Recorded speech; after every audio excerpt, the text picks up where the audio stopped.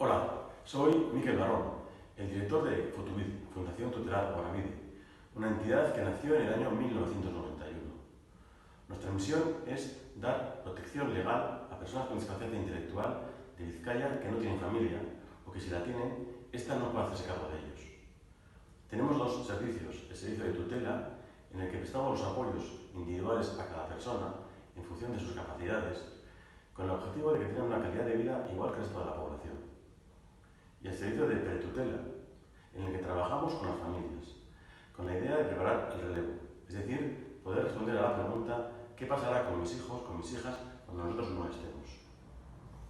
En momentos como los actuales, el trabajo de una entidad tutelar es muy importante, ya que nos estamos centrando en personas que están solas en sus viviendas y que necesitan sentirnos cerca más que nunca. Un saludo y un abrazo fuerte.